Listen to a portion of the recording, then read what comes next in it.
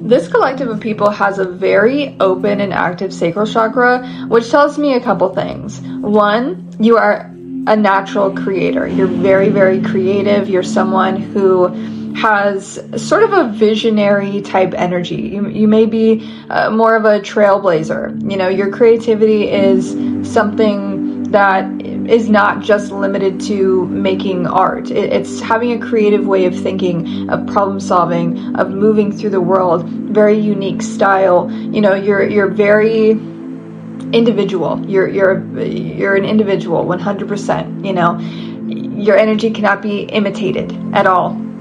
But the other side of this is you have this very strong, like, sensual magnetic pull, which makes people act so fucking weird around you.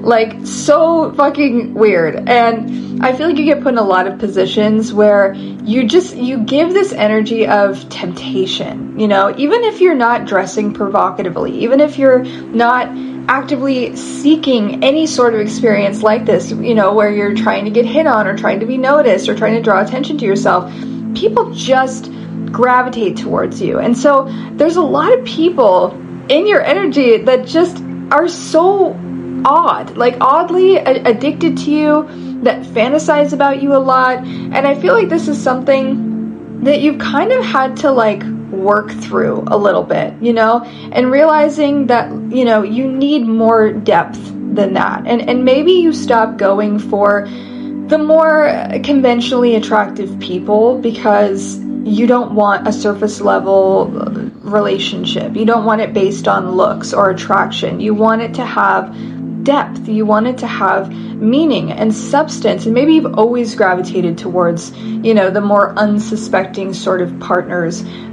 because they maybe don't fit in the conventional attractive box. You know, you may be drawn to the outsiders, the weirdos, you know, whatever, who are, you know, individuals as well and who have their own style and their own sort of unique look.